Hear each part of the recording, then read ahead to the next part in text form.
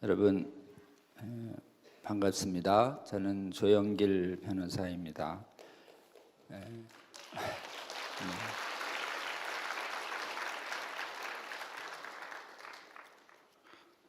오늘 여러분하고 나눌 말씀의 그 본문을 야고보서 5장 20절로 잡았습니다.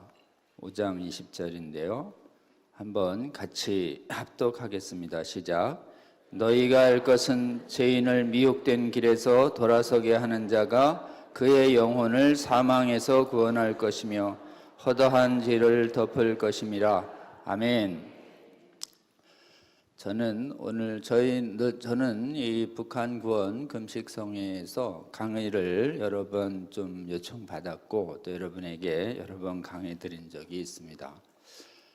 제가 요청받은 강의는 주제는 늘 차별금지법, 법률에 대한 것입니다. 근데 오늘은 이 법률과 또 이데올로기 이념뿐만 아니라 신학의 중요한 부분 중에 하나인 비평이 관련돼 있다라는 부분을 여러분하고 좀 같이 나누고, 이 악한 신학, 성경을 못 믿게 하는 신학을 신학교에서 가르쳐요.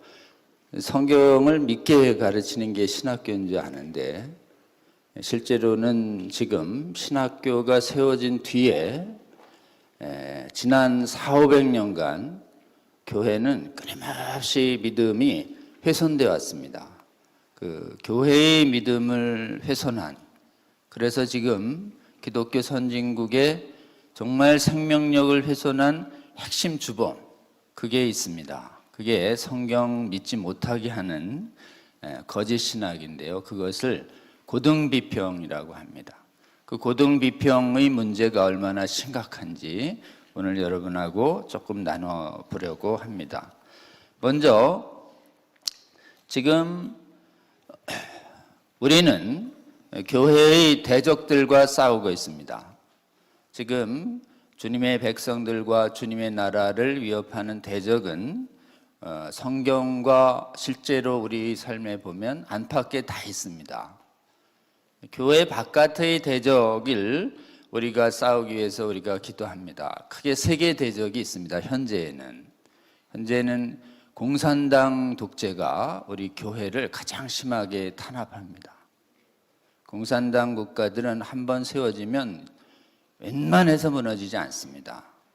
그들이 아주 엘리트만 뽑아서 유물진화론 공산주의 사상으로 강력하게 공산주의 사상의 제자들과 백성들과 리더들을 양성하기 때문에 약간 개방해서 다당제가 돼도 절대 공산당이 권력을 놓지 않습니다.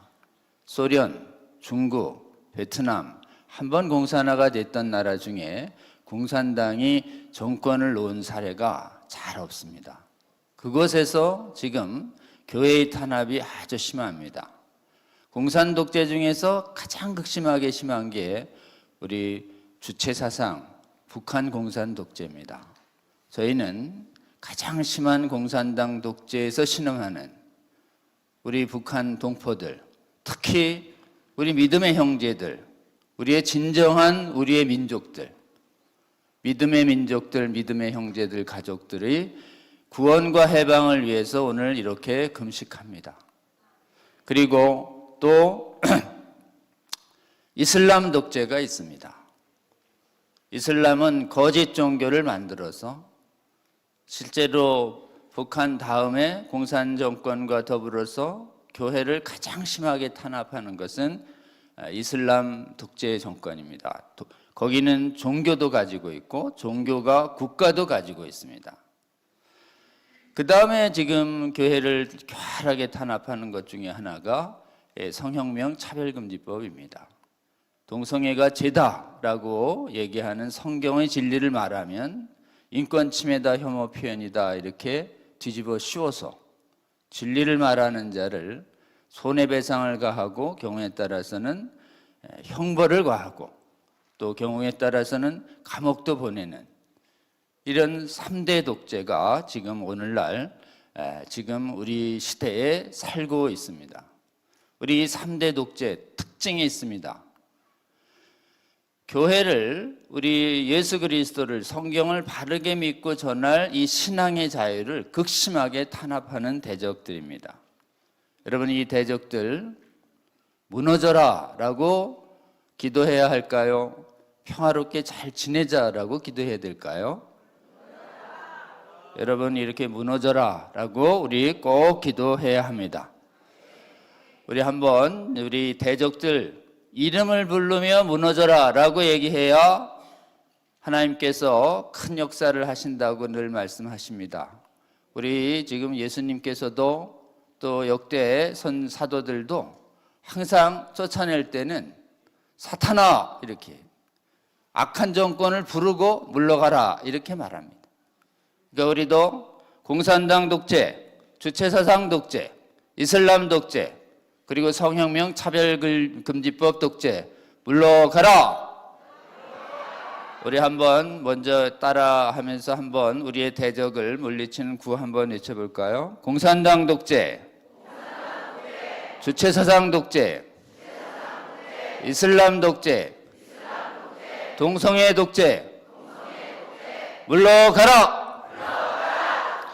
여러분, 이 3대 독재에 대해서는 우리 그 요한계시록에 보면 성도들을 괴롭히는 악한 무리를 짐승이라고 해서 13장부터 23장까지 예수님 다시 오실 때까지 계속 짐승이 성도들을 괴롭힙니다. 이 짐승이 바로 우리 교회의 자유를 억압하는 악한 개인, 악한 사상, 악한 종교, 악한 국가들이다라고 하는 것이 대부분의 요한계시록을 현대에 해석하시는 정통 신학자님들의 견해이십니다. 짐승, 땅에서 나온 짐승, 바다 짐승 다 우리의 대적임이 분명합니다. 근데 문제는 또 하나 이 짐승 옆에 강력한 대적이 있고 나중에 불못에 떨어지는 대적이 있는데 그게 뭐냐면 거짓 선지자라는 대적입니다. 여기가 참 헷갈리는 진짜 무서운 존재입니다. 이 거짓 선지자는 교회 바깥에 있지 않아요. 교회 안에 있어요. 교회 안인데 선지자이기 때문에 하나님 말씀을 가지고 거짓말을 전하는 자들입니다. 그래서 거의 타이틀이 굉장히 좋아요. 그래서 우리 편인지 아닌지가 헷갈려요. 이 거짓 선지자 대적이 사실 제일 위험합니다. 문제는 성경에서 하나님 대적하고 안 믿고 탄압하는 공산당은 분명히 적이죠. 그런데 진짜 적은 가난한 자를 억압하는 부자야. 약한 자본주의 제도라니까. 약한 자본주의 제도와 가난한 자를 위해서 같이 싸우는 공산주의, 사회주의도 결국은 가난한 자 해방을 위해서 우리랑 싸울 수 있는 동지지.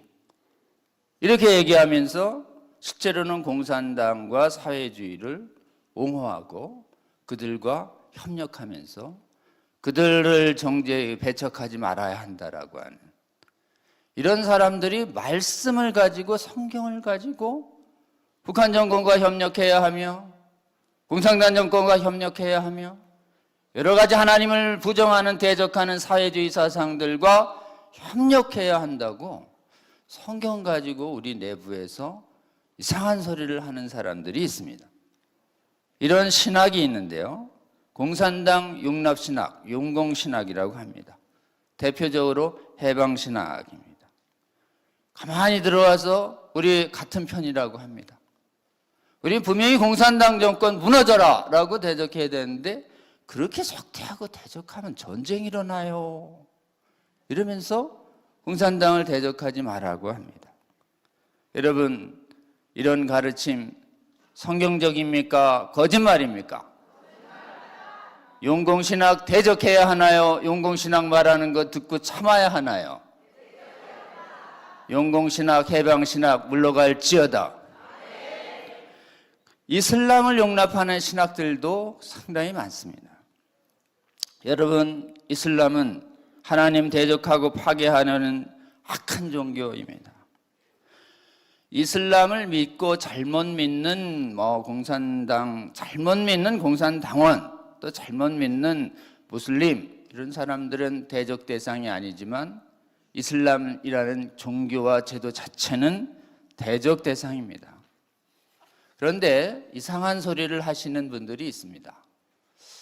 이슬람도 성경의 일부를 믿어요. 아브라함도 믿고 하나님도 믿고. 그리고 아주 유명한 신학대학의 신학자가 이슬람의 알라는 성경의 하나님하고 같아요.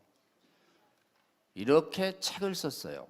세계에서 가장 들어가기 어렵다는 예일대 신학교 교수가.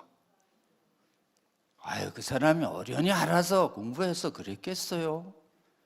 그러니까 우리는 이슬람을 대적하지 말고 비호하지 말고 혐오하지 말고 포용하면서 그들의 종교도 존중하면서 다문화도 다종교도 존중하면서 우리 개종정교 하지 맙시다 라고 하는 이상한 신학이 이슬람에 대해서 교회 내부에서 주장되고 있습니다. 여러분 이 말 맞습니까? 특히 그래서 이거에 미혹돼서 선교지에 가서 하나님을 이슬람의 알라라고 하면서 전도하고 예배하는 분들이 있대요. 신학교에서 이렇게 가르치는 분이 제가 신학교 다닐 때 계셔서 지금 그대로 보고서 써서 총장님하고 교단에 알렸더니 다음 학기부터는 못 가르치게 됐습니다. 여러분, 이슬람의 알라와 성경의 하나님은 다릅니다. 이슬람의 알라는 단일신이에요.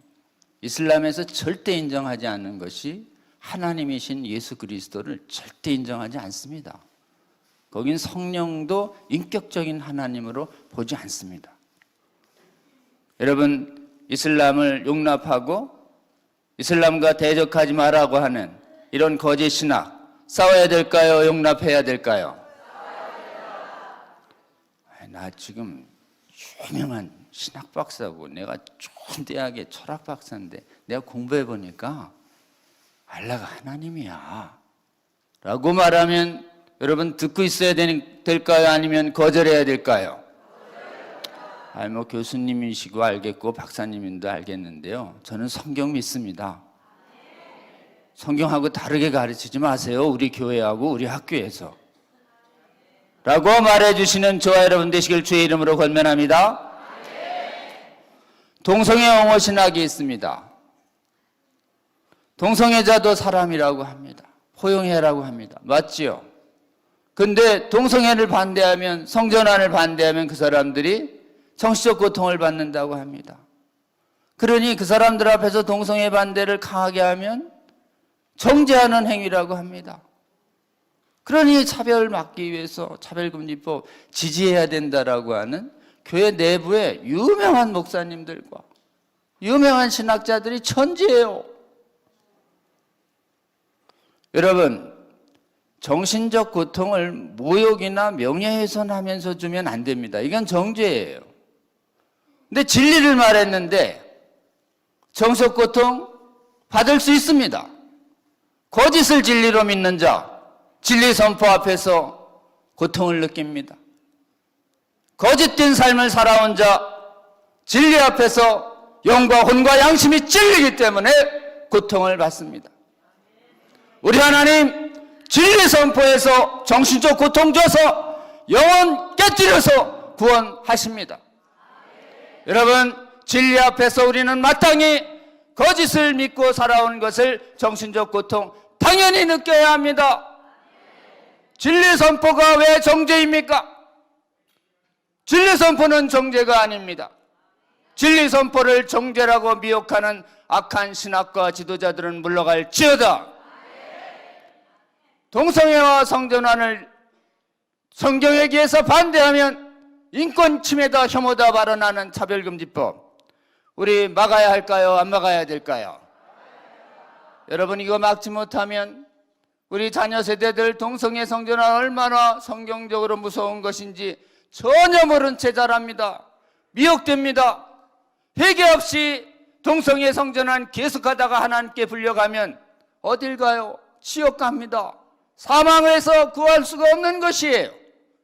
우리 자녀들 죽게 하는 차별금지법 절대 반대해야 합니다. 차별금지법과 동성애 옹호하는 거짓 신학은 물러갈지어다.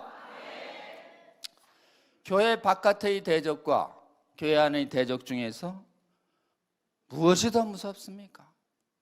여러분, 교회 바깥의 대적 붕괴되도록 우리는 힘껏 기도해야 하겠고, 또 하나 교회 안에서 하나님의 말씀을 가지고 대적을 흐리는 이 악한 거짓 가르침과는 우리는 뭐를 해야 하느냐? 한번 따라합니다. 믿음의 선한 싸움. 성경이 무엇인지, 진리가 무엇인지 단호히 말하고 성경과 다르게 우리 학교와 우리 교회에서 가르치지 못하도록 하는 믿음의 선한 싸움 우리가 해야 합니다. 여러분, 믿음의 선한 싸움을 해야 영생을 취할 수 있다고 사도 바울은 말씀하셨어요. 믿음의 선한 싸움 안 하면 나만 잘 믿고 되고 저 사람은 저 사람의 생각이 있나 보다, 그냥 가만히. 여러분도 위험하고 그 미혹당하는 사람들 죽어가는데 여러분만 살면 되겠어요? 사도 바울은 자신의 죽음을 앞두고 자신의 일생 전체를 믿음의 싸움을 다 싸우고 내 믿음을 지켰다, 이렇게 얘기합니다. 여러분, 믿음의 싸움 하지 않는 한 내 믿음도 잘 못 지킵니다. 영생을 취하기도 어려워요. 다른 형제의 사망에서 구할 수도 없습니다. 여러분, 제일 하기 어려운 싸움이 믿음의 싸움이에요. 왜냐하면 교회 지도자고 같은 교인이고 자칭 교인이라고 하는데 교회 안에서 헛소리를 하는 사람하고 싸우면 괜히 관계도 긴장되고 고통스러우니까 대개는 믿음의 싸움 잘 안 합니다. 그래도 우리 주님은 거짓 형제, 거짓 선지자와 교회 안에서 믿음의 선한 싸움 하라고 말씀하십니다. 이 말씀에 순종하시는 저와 여러분 되시기를 주의 이름으로 권면합니다. 도대체 신학교에 무슨 일이 있었기 때문에 성경을 내세워서 용공신학이 나오고 해방신학이 나오고 이슬람을 이렇게 용납하는 신학이 나오고 동성애와 차별금지법을 용납하는 신학이 나왔을까요? 그것은 성교 신학교 안에 아주 이상한 학문이 있기 때문에 그렇습니다. 성경 비평이라는 말, 고상하게 들리는 이 말이 있습니다. 여러분, 이 성경 비평이라는 말은 비평 중에 초등하고 고등이 있어요. 초등 비평은 아무런 문제가 없습니다. 고등 비평이 문제예요. 고등 비평을 보통 성경 비평 이렇게 얘기합니다. 초등 비평은 사본에 오류가 없나, 진짜 원본은 뭐냐, 이거 살피는 거예요. 근데 여러분, 지구상에 있는 책 중에 제일 사본이 많은 것이 성경입니다. 사본 대조해 보면 필사 과정에서 약간 누락이 뭔지 원문이 거의 완벽하게 재현됩니다. 약간 재현 안 된 것도 구원에 아무런 문제가 없는 거죠. 여러분, 사본이 제일 많은 게 성경이다. 그리고 수많은 구약과 수천 수만의 지금 신약 성경 때문에 원본은 완벽하게 재현된다.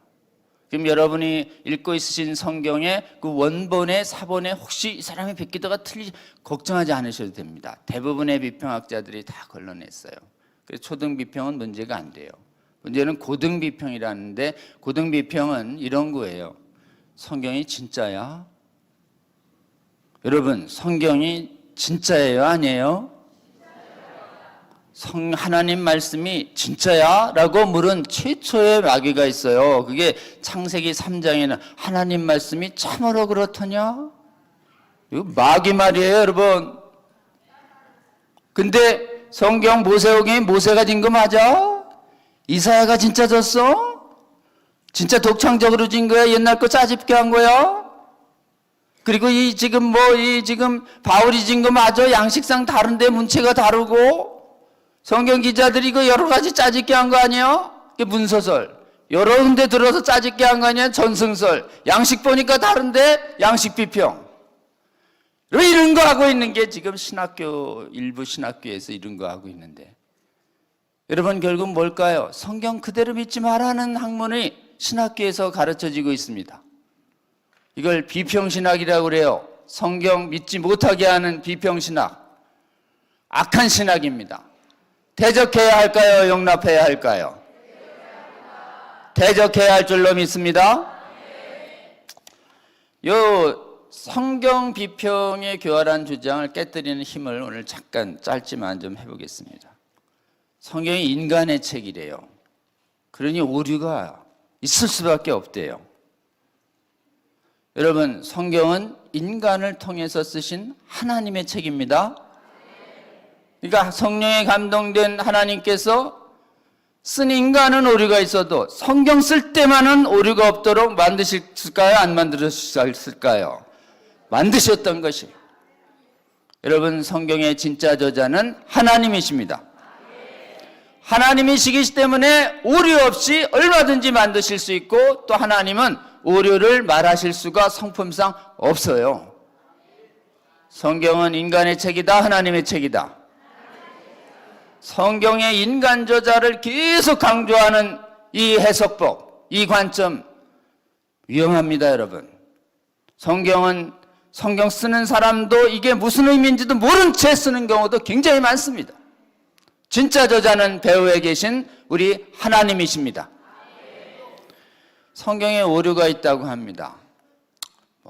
이때는 이제 성경 비평학자들이 목소리가 조금 줄어요. 아니, 뭐 큰 오류가 있는 건 아니고 작은 오류, 사소한 오류, 조금은 오류가 있지 않겠어? 이렇게 깝깝하게 오류가 하나도 없다 그래. 그렇게 무식하게 지성적으로도 합리적으로도 보이지 않게. 그 공부 많이 한 사람들이 있어. 지금 히브리어 신학과. 그 사람들이 오류 조금 있대. 어때? 오류 인정할 거지? 어때요?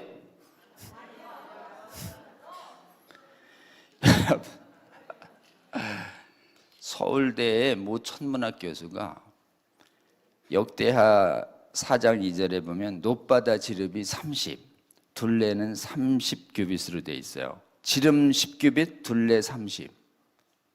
지름이 10이면 지름 곱하기 3.14니까 둘레는 3.14야지 31.4야지 왜 30이네요?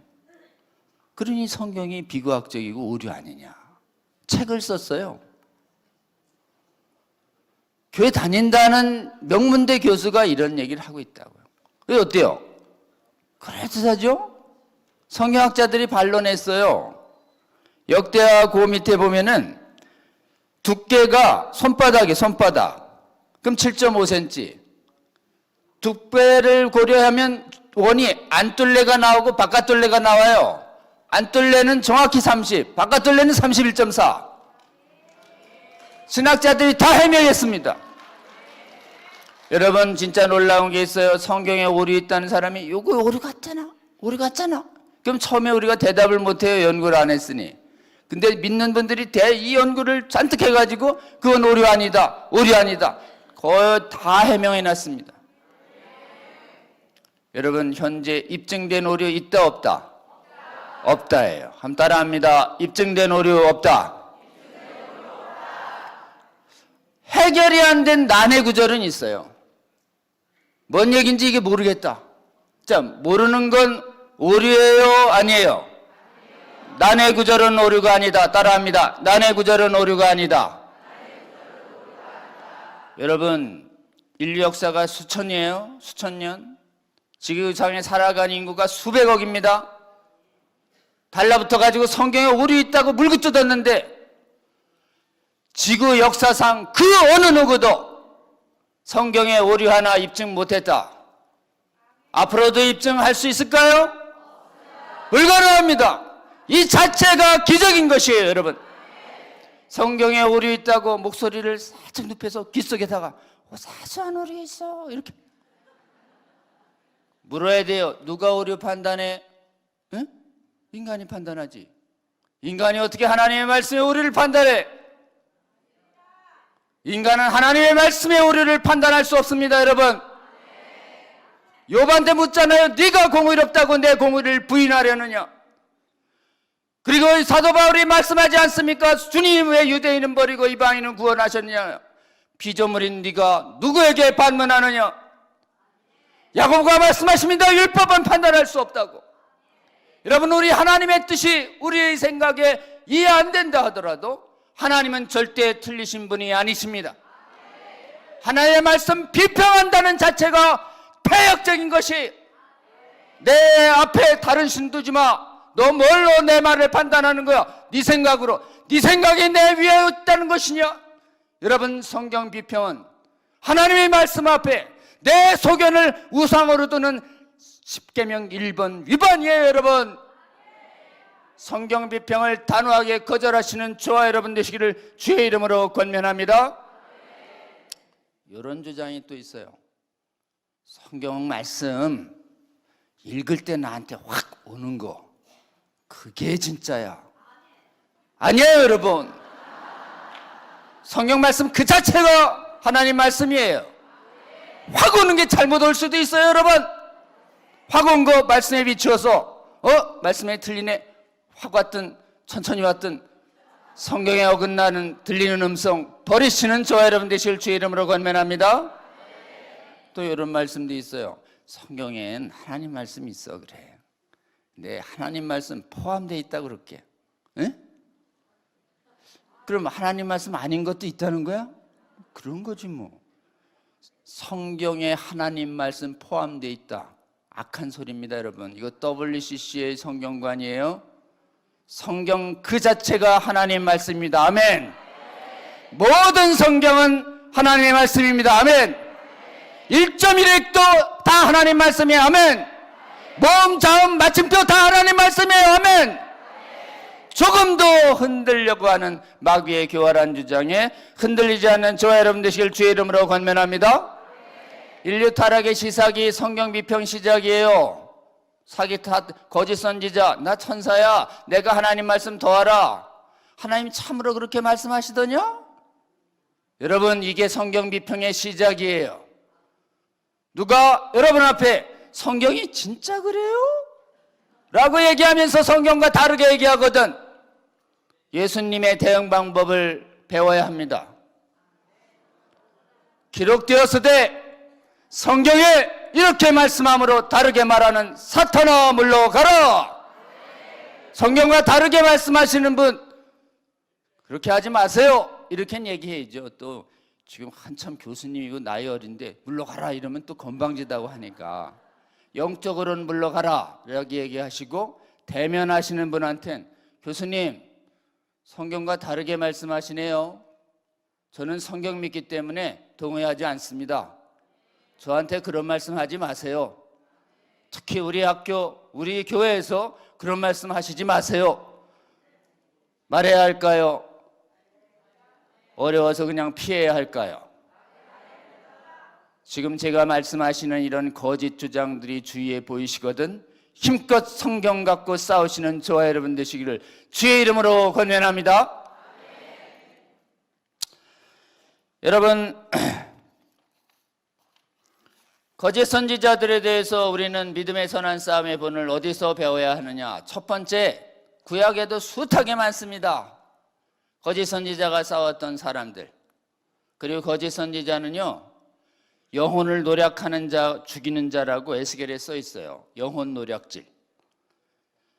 우리 예수님이 그러셨어요. 이상하게 예수님은 창녀, 세리, 병든 자는 불쌍히 여기신데 그렇게 기도 열심히 하고 성경 공부 열심히 하고 막 교회 지도자들인 사두개인, 바리새인들, 서기관들만 보면 어때요? 하나님이 이러셨어요. 예수님이 화 있을진저 너희가 지식의 열쇠를 가져가서 너희도 들어가지 아니하고 천국에 다른 사람도 천국에 들어가지 못하게 하는도다. 강력하게 여러분,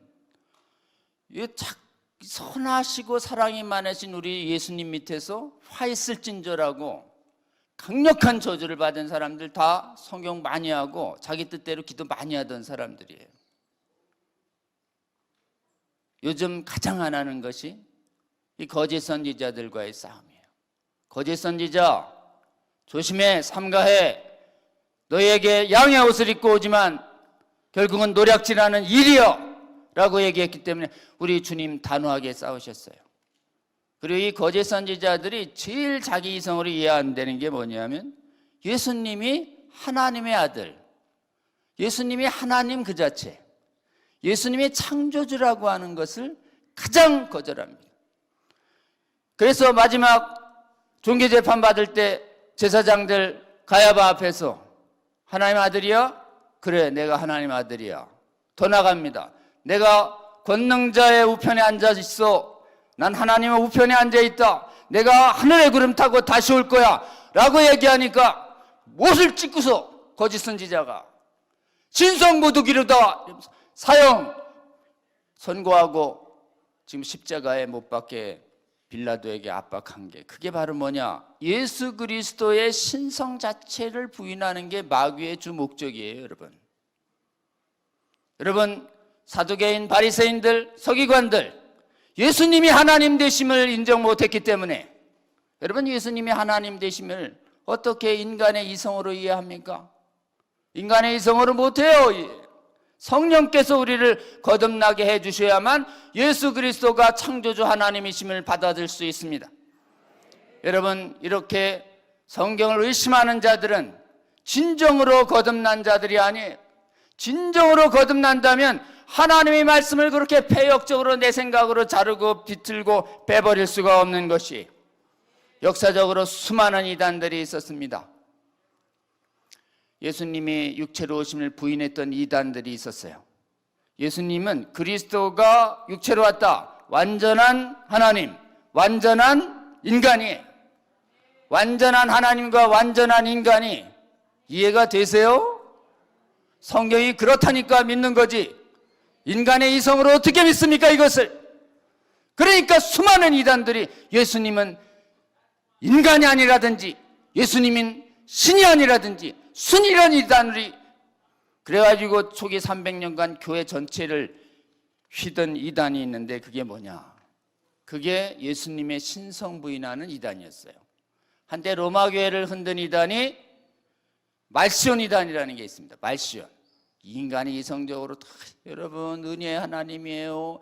예수 그리스도는 좋은 선생님입니다. 여러분 심판은 없어요. 그냥 은혜롭게만 사세요. 이렇게 얘기했더니 로마 교회가 부흥한 거예요. 정통 교회보다 더.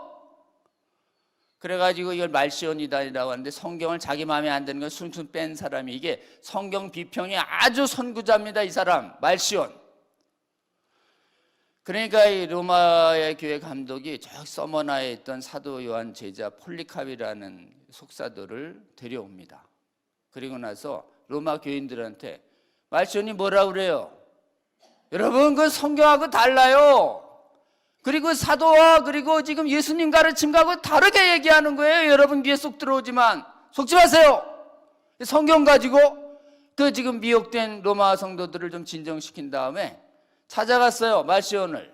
폴리캅 사도 감독께서 찾아갔더니 말시온이 이래 얘기했어요. 폴리캅 감독님, 저를 인정하십시오.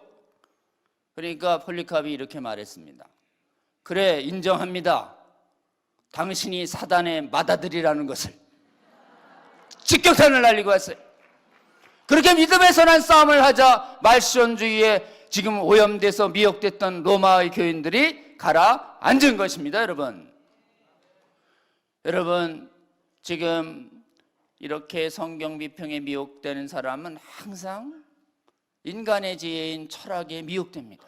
철학을 우호적으로 보다가 철학적으로 성경을 보다가 다 이단적인 주장을 하는 것입니다.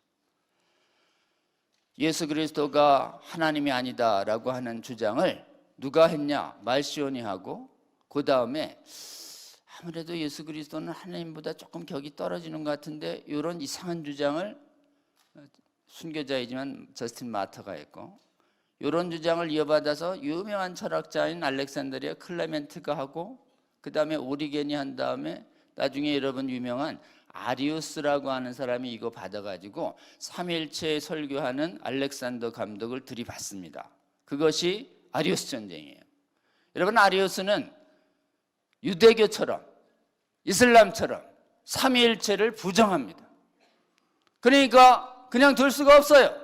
그래서 질의했더니 들고 일어나가지고 로마가 기독교 공인된 지 교회가 시끄러워지자 콘스탄틴 황제가 불러서 니케아 공회의를 열어가지고 뭐가 옳으냐를 심리한 다음에 양쪽 주장 들어보다 그래서 아리우스주의를 대표하는 사람이 이 강단에 올라와서 여러분 생각을 해보세요.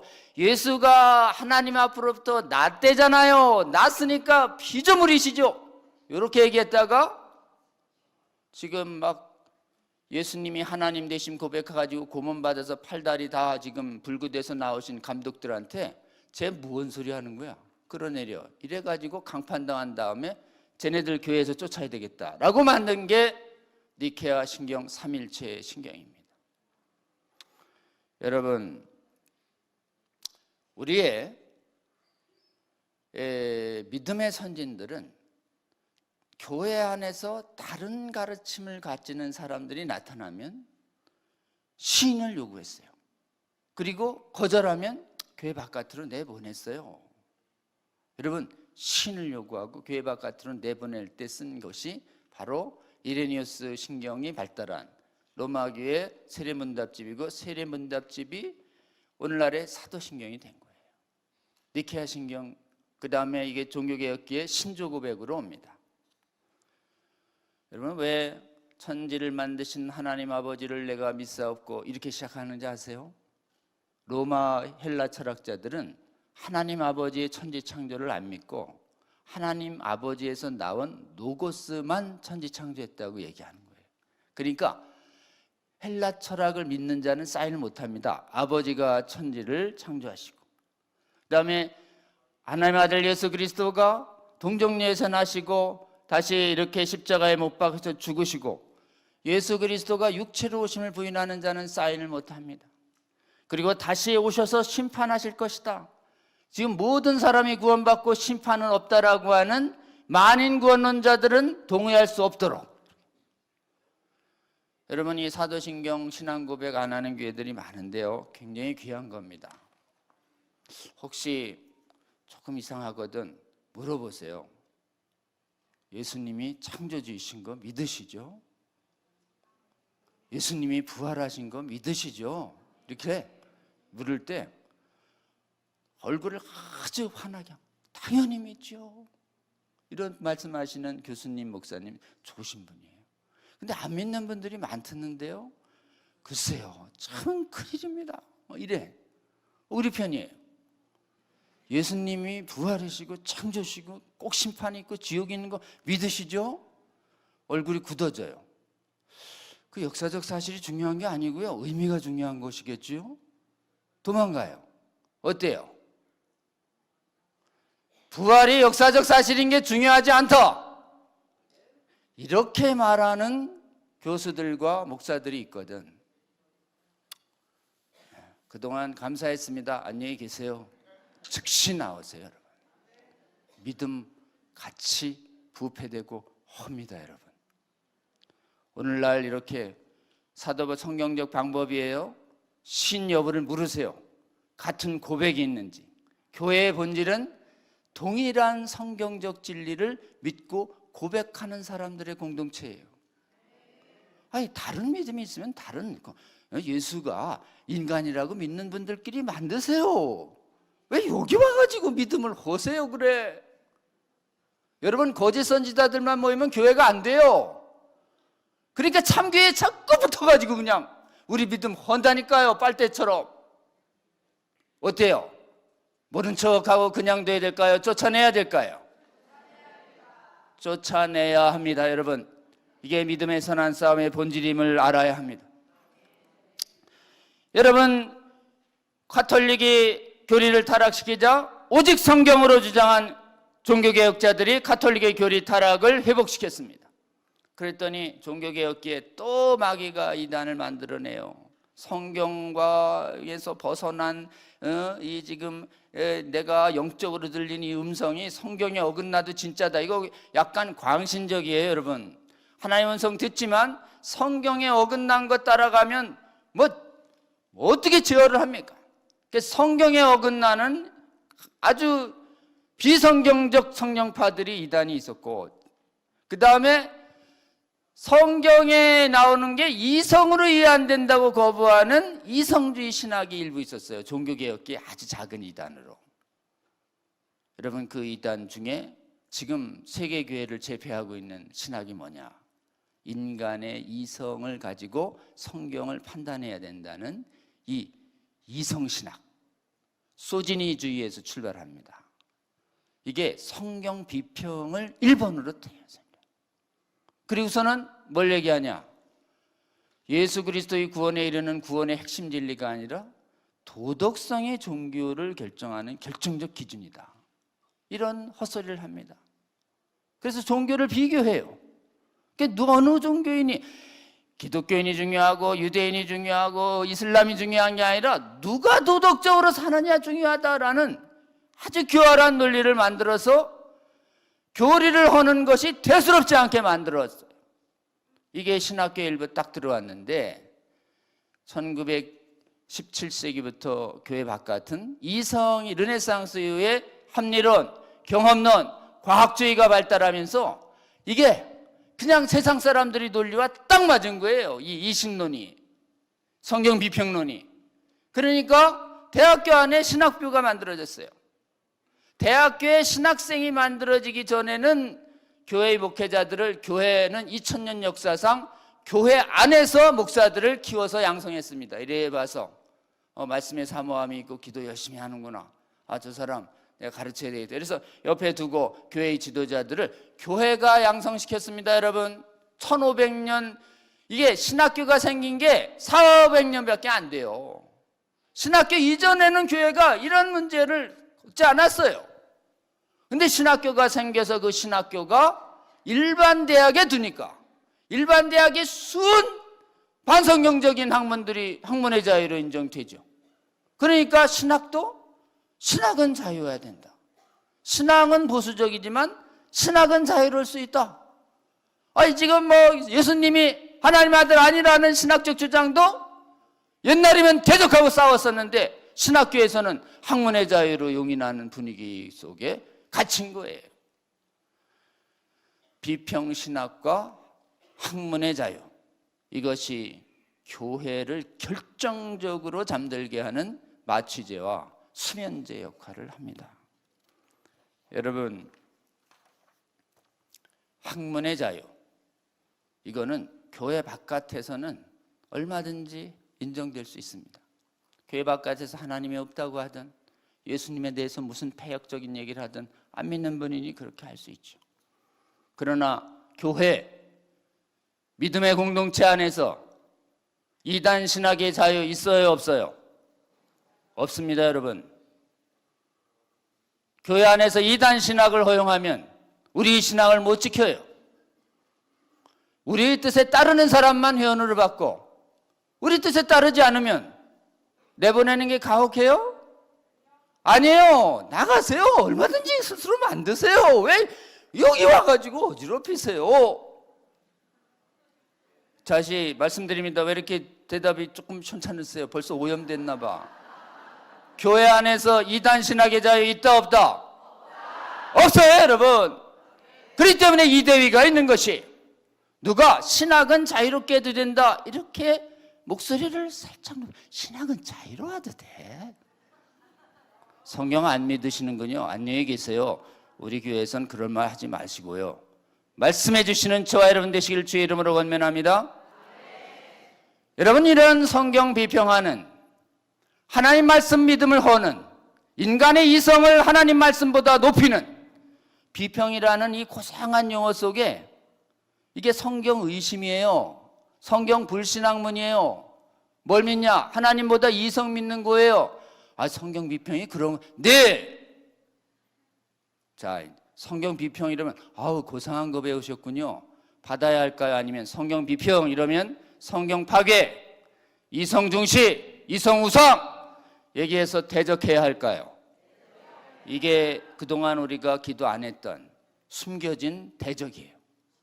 성경의 믿음을 허는 비평학은 신학교에서 무너질지어다. 여러분, 이 비평을 앞두고 한국교회와 세계교회는 전혀 다른 길을 겁니다. 이 비평 앞에서 전 세계 신학교들이 다 무너진 것이에요. 300~400년부터 무너져 내리고 있었던 것이. 그러니까 무너져 내린 터위에 차별금지법 들어가니까, 이슬람 포용 들어가니까, 영웅신학 들어가니까 그냥 수용되고 있는 것입니다. 교회 방어선이 다 뚫린 이유가 뭐냐? 이 성경 비평 방어에 실패했기 때문에 그렇습니다. 영국부터 한번 볼게요.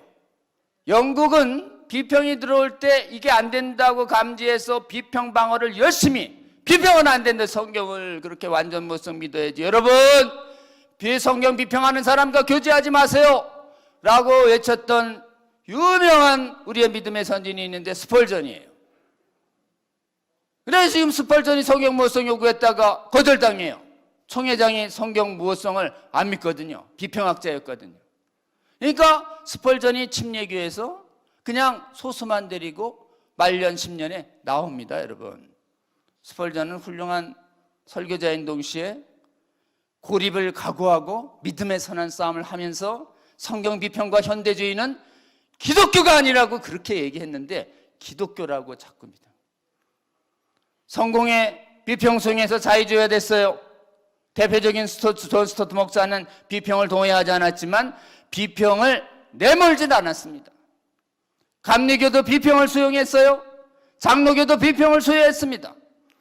오직 마틴 로이드 존스 목사님만 성경 비평은 오늘날의 거짓 선지자다라고 단호히 경고한 것이에요. 여러분, 스펄전과 마틴 로이드 빼고요, 영국이 무너집니다. 그러니까 평등법 통과되고 동성합법화 못 막은 것이, 우리처럼 기도하는 교회가 없었고 대적하는 교회들이 전혀 없었어요. 여러분, 평등법 앞에서, 차별금지법 앞에서 수백 년 전에 성경을 의심하면서 신앙이 무너졌어요. 스코틀랜드 교회도 무너집니다. 스코틀랜드 교회는 아주 언약도들이 있어가지고 성경을 강경하게 믿었던 분들인데, 우리 아주 훌륭한 분들을 독일 유학 보내고 나서 우리를 점점 더 신학적으로 한 단계 높이자 그랬는데, 독일 가서 유명한 천재 신학 교수들이 성경 비평을 배워왔어요. 히브리어 헬라학자들이 성경에 오류 있다는 강의만 있다 하다니까 스코틀랜드 교회가 성경관을 바꿔요. 모든 성경은 하나님 말씀이다 해서 이렇게 바꿔요. 성경엔 하나님 말씀 포함되어 있다. 여러분, 그러면 하나님 말씀 아닌 것도 있다는 교활한 말이에요. 여러분, 이거 성경 자체가 하나님 말씀이다 이래야지. 포함되어 있다 그러면 아닌 것도 있대. 앞으로는 좀 만나지 맙시다 이래야 됩니다. 여러분, 그렇게 되고 나서는 스코틀랜드 교회가 선교사 파송이 그냥 거의 급감해 버려요. 여러분, 독일은 성경 비평학을 다 받아들여서 자유주의가 된 지 오래됐습니다.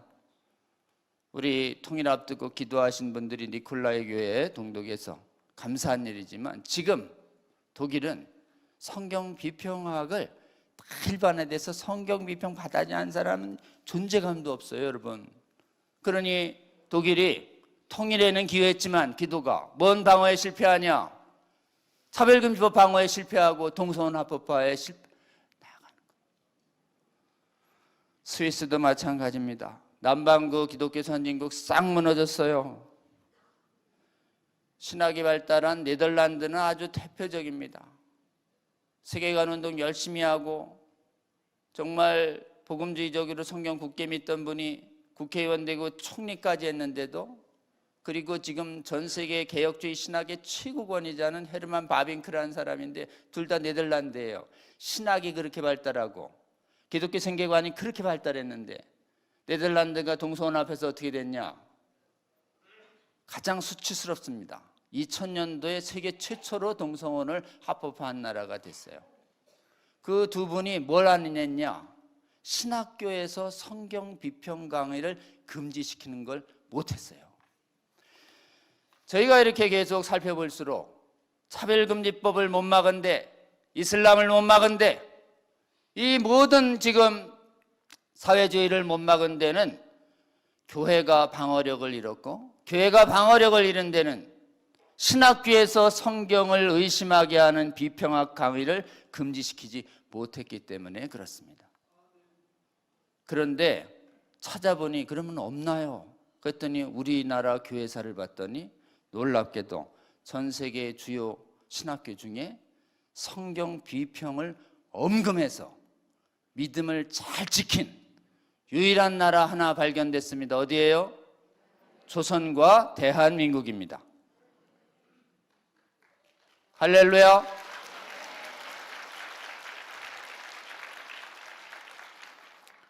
여러분, 우리 대한민국 선교는 알렌이 온 1884년을 기점으로 잡지만 교회사 연구가들은 실질적으로 1874년부터 조선 선교를 만주에서 시작했다고 기록합니다. 그러니까 만주에서 성경을 번역한 사람들을 하여금 성경책을 국내에 밀수시켜서 국내에 선교를 실질적으로 전도를 한 가장 사실은 주목해야 할 선교사는 존 노스입니다. 존 노스. 만주 선교사 존 노스. 스코틀랜드 출신. 스코틀랜드 교회가 자유주의화 되기 전에 성경 비평을 단호하게 거부했던 분이에요. 이분이 딴 거 한 게 없어요. 중국어 성경을 조선어 성경으로 번역할 테니까 번역해주면 돈 많이 줄게요. 그래가지고 돈 벌려고 했던 의주 청년들, 중국어 좀 했던 청년들이 중국말을 계속 번역하다가 성령께서 역사하셔서 전도도 안 했는데 믿음이 생긴 거예요. 그래서 지금 의주 청년들이 먼저 성경 번역하다가 쫙 되니까 내가 이 생명의 말씀을 지금 조선에 들어가야 되겠다. 지금 뭐 반입하다 걸리면 죽는 시대예요. 흥선대원군 막 엄금하던 시대입니다. 이때 이들이 그 지금 밀수를 먹고 살던 청년들이었거든요. 그 도둑질하던 밀수 방법을 거룩한 성경의 전도 방법으로 씁니다.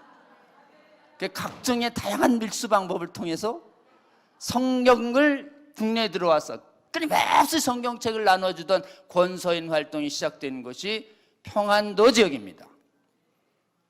근데 이때 또 알렌이 오고 그다음에 아펜젤러가 오고 언더우드가 오셨지만 실제로 한국교회의 목회자들을 양성해서 한국교회의 아버지라고 부르는 사람은 마포 사멜이에요. 마포 사멜 목사님 집안이 스코틀랜드. 지금 맥코믹 대학 신학교 졸업하자마자 박사학위도 없이 이 땅에 오면서 그 미국 대학이 자유주의화되는 걸 보면서 본인은 다른 복음은 절대 가르치지 않겠다 라고 하는 굳은 신념을 하고 한국에 와요. 한국에 와서 하나님이 다행히 1890년에 왔는데 서상윤이 탄압을 피해서 외갓집 소래 지역을 완전히 복음시킨 다음에 세례받으러 언더우드랑 교제하고 있던 그 시점에 딱 와서 존 노스 제자인 서상윤과 그 다음에 마포 삼열이 북쪽으로 여행해가지고 존 노스의 사업을 인계받아서 실제로는 교회의 전도 사업을 어디서 시작했냐? 평안도에서 합니다. 여러분, 마포 삼열이 전도에 쓰는 게 아니에요. 이미 권서인들이 수백 수천을 전도해 놨기 때문에 마포 삼열이 교회만 열었다 하면 막 수천 명이 몰아지는 거예요. 이래 보면서 마포 삼열은 신학교를 세워야 되겠다. 그래서 오신 지 10년 만에 신학교를 세워요. 평양신학교. 근데 마포 삼열은 정말 하나님의 감동으로 신학교에서 비평 가리키면 믿음 헌다는 걸 결심하고 나서 본인이 신학교 교수진을 성경 비평을 절대 안 하는, 용납 안 하는 신학 선교사들로 맥코믹 신학교와 변질되기 전 구프린스턴 신학생들로 완전히 평양신학교의 교수진을 완전히 성경 믿는 신학교로 딱 구성해서 본인이 교장을 좀 장기 집권하십니다. 25년. 완전히 그냥. 그래가지고 그 밑에서 1000명 이상의 조선 목회자들이 양선됐는데 뭐냐? 전부 성경을 굳게 믿는 목사들이 양선된 거예요. 할렐루야. 여러분, 그래서 조선 선교를 할 때 성경을 굳게 믿고 성경을 번역했던 존 노스, 성경을 굳게 믿고 비평을 거절하고 성경의 완전한 믿음을 한국교회에 굳건히 씹은 이 마포삼녀를 우리는 기억해야 합니다. 도전이 와요. 누가 도전하느냐? 유학파들이 도전합니다. 똑똑한 사람들 미국에 유학 보냈더니 비평이 막 가르치는 신학교에 와가지고 돌아와요. 그래서 감리교가 먼저, 약간 자유주의 신학자들이 먼저 들어옵니다. 그러나서 선교 50주년 희년 때에 감리교에서 비평을 허용하는 아빙돈 주석을 만들 때 장로교 출신의 5명 유학파, 송창근, 최필근, 김재준, 한경직이라는 화려한 유학파 박사들을 거기다 이름을 올리게 해요. 그러니까 유학파들은 성경 비평이 가르쳐지고 있었던 해외 신학교 때문에 문제의식을 못 느꼈던 거예요. 근데 이 자유주의적 성경 비평적 주석 신학이 문제 있다라고 눈에 확 띈 사람이 누구냐? 평양신학교 1기 토종 목사 길선주 목사의 눈에 띕니다. 그 길선주 목사가 이거 문제 있다, 총회 검토하시오. 그랬더니 유학파 중에서 물들지 않고 있었던 박형룡 박사가 이것은 자유주의입니다. 그래요? 그러니까 총회를 소집합니다. 그래서 전국에 모인 목사님들과 장로님들이 모여서 아빙돈 주석의 이름을 올린 유학파 목사들은 반성문을 내시오. 징계에서 치리합니다. 그리고 이 아빙돈 주석 구독 금지 결정을 내립니다. 이게 한국의 주류 예장이 자유주의 오염을 막아낸 1차 전쟁입니다. 다 유명한 신학교 박사, 철학 박사, 신학 박사들을 누가 이겼어요? 학위 없는 평신도 장로님들, 그리고 지금 신학교만 나오신 목사님들, 유학 안 하신 토종 목사님들이 뭐 가지고 이겼어요? 성경에 대한 믿음 가지고 이겼습니다. 여러분, 믿음의 선한 싸움 간단해요. 뭘 배워야 싸우지? 아니에요, 여러분. 배울수록 위험해요, 요즘. 뭘 지금 잡아야 되냐? 성경을 믿으면 모든 배운 사람 이깁니다, 여러분. 2차 전쟁이 53년에 끝이 나는데 실제로는 48년에 시작합니다. 47년에. 신사참배기간이 있었어요. 신사참배기간에 무슨 일이 있었냐? 지금 신사참배 우상숭배다 거절하니까 탄압이 오죠. 그러니까 성경 굳게 믿던 조선 신학교와 평양신학교와 원래는 폐교시킵니다. 평양신학교. 근데 일본은 자유주의화 됐어요. 일본 신학은 신사참배가 우상숭배가 아니다, 이렇게 거짓으로 가르쳤어요. 일본 유학파들과 탄압에 순응한 사람들이 모여서 평양신학교 폐쇄 기간 동안에 만든 신학교가 조선신학교. 조선신학교만 해방될 때까지 운영됩니다. 재건될 때까지. 그러니까 1937년부터 1947년까지 10년간. 근데 그 조선신학교를 이끈 분이 히브리어 통통하고 실력도 좋고 도덕성은 좋지만 성경을 오류 있다고 하시는 김재준 목사라는 분이 조선신학교의 교장으로 이끌고 있었어요. 그 지금 신사참배 기간 동안에 이제 해방돼서 목사가 되는 소명을 입은 전국의 성경 믿는 목사님 밑에서 지금 내가 목사가 되겠다라고 뜨거운 가슴을 가지고 조선신학교에 입학했는데 성경을 그대로 믿지 말고 오류 있다고 가르치는 교수님이 있으니까 어때요? 신학생들이 충격을 받고 어떻게 하냐? 여기서 배우지 말자. 성경대로 자퇴서를 다 쓰고 이분은 이때 이걸 가르치고 이걸 가르치고 보고서 써서 총회에 좀 알리자. 이래서 나온 것이 51인 전도사 진정사건이에요. 그때 성경에 오류 있다고 가리키는 김재준 목사를 조사해서 치리해달라고 이름을 올린 이름 위에 김준권 목사님이 있습니다.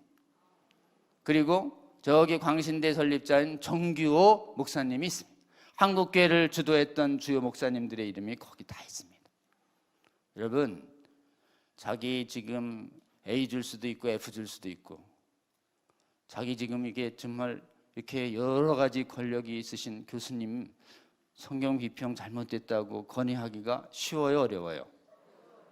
어려워요.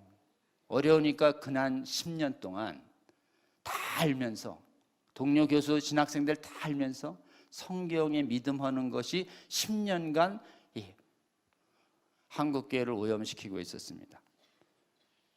그런 진정서가 보고돼서 조사가 시작되자 이번에는 김재진 목사가 자기 제자들을 믿고 한번 해봐라, 이렇게 총회에 나는 비평 가리킨다, 이렇게 해서 조사가 길어졌습니다. 그러던 중에 전쟁 터졌어요. 1950년 전선이 낙동강까지 갔다 서울을 수복하고 다시 압록강까지 갔다가 내려옵니다. 그때 가장 많이 145때 때 내려오신 분들이 누구냐? 공산당이 이렇게 나쁜지 몰랐다.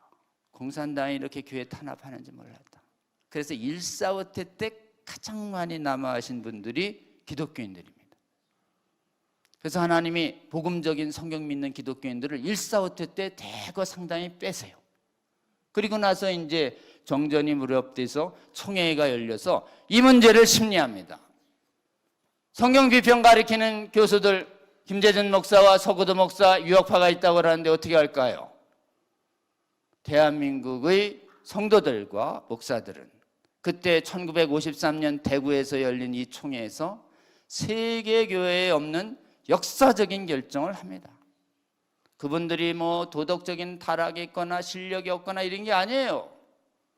성경에 오류 있다라고 하는 그거 하나 가르쳤다는 이유로 우리 교단에서 나가십시오 라는 파면 결정을 내립니다. 누가요? 일반 성도들과 일반 장로들과 일반 목사님들. 여러분, 그때 우리가 신학교에서 학문의 자유 있으니까 계속 가르치시죠 뭐. 그랬으면 지금 우리는 없습니다, 여러분. 그렇게 해서 대한민국의 가장 큰 예장이 그렇게 되자 다른 교단들도 다 그런 분위기를 형성해 옵니다.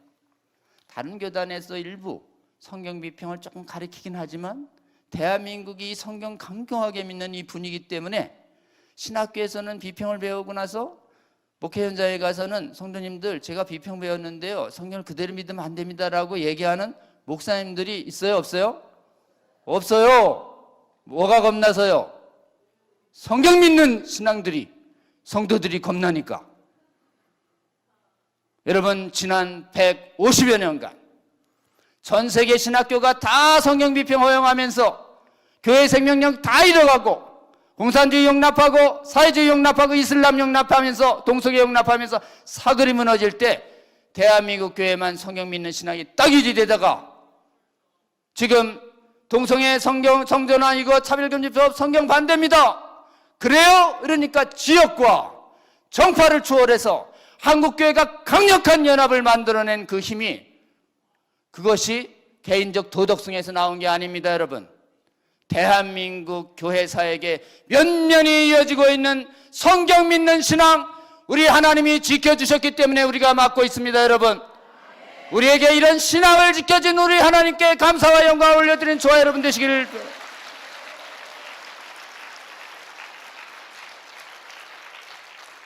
거짓 선지자 용납하면 어떻게 되느냐? 계시록에 나옵니다. 너희가 침상에 던져질 것이요, 병 걸려서 자리에서 못 일어난다는 뜻이에요. 여러분, 성경 줄줄이 깨버리면 세속화되고 동성애 용인해서 숱한 질병에 노출됩니다. 재난에 휘할 것이요, 여러분, 하나님의 교회에 믿음을 한 나라들마다 지금 전쟁과 신의 재난에 시달리고 있습니다. 여러분, 그리고 자녀를 죽일 것이다. 여러분, 동성애와 성전환 이런 거 허용한 자녀들이 전부 진리 못 들고 죽어가고 있어요. 요한계시록 두아디라의 교신 자칭 선지자 이세벨을 네가 용납하였으니 내가 책망할 것이로다. 여러분, 이 책망을 유일하게 듣지 않고 있는 나라 우리 대한민국입니다, 여러분. 주여, 여러분, 우리가 하나님께 감사와 영광을 올려야 되지만 이제 우리의 사명이 있습니다. 이제 대한민국 교회가 선진국에서 유일하게 남았어요. 뭐가? 성경 비평을 거절하는 순전한 말씀을 가리키는 신학교가 대한민국에 유일하게 남아 있습니다. 여러분, 우리 대한민국의 이 성경 믿는 신앙 잘 지킨 다음에 성경 비평하는 사람이 기도하겠습니까? 어려워요, 여러분. 기도해도 다르게 하는 것이에요. 성경 비평의 가장 뚜렷한 표현은 뭐냐? 기도하는 사람들이 사라집니다. 여러분, 기도하는 건 성경 비평을 거절하며 성경이 하나님 말씀으로 믿는 믿음 때문에 기도하지, 그 믿음 없으면 우리는 기도할 수가 없는 것이에요. 그러지 않은 기도는 무당의 기도가 되는 것입니다. 여러분, 이렇게 성경 믿는 믿음 지켜주시고 성경 따라 기도하는 힘 주신 우리 한국교회, 우리 하나님께 감사와 영광을 올려드려야 되겠지만, 여러분, 세계교회가 무너지고 있어요. 세계교회의 믿어진 믿음과 믿어진 기도를 우리 다시 살려야 할 사명, 우리에게 있습니까? 없습니까? 여러분, 우리의 사명을 우리가 믿음으로 받으십시다.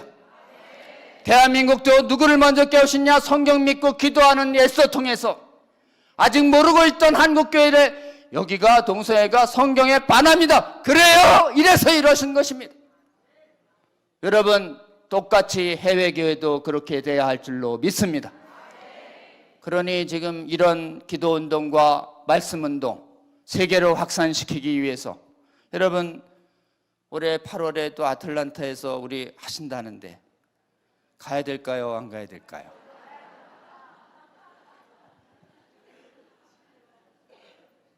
저는 뭐 생각도 안 했는데 어제 그 얘기를 듣고 주님께서 또 가라시나 보다. 저는 어떻게든 한번 가보려고 합니다. 여러분, 함께 가보려고 노력하시는 저와 여러분 되실 주의 이름으로 권면합니다.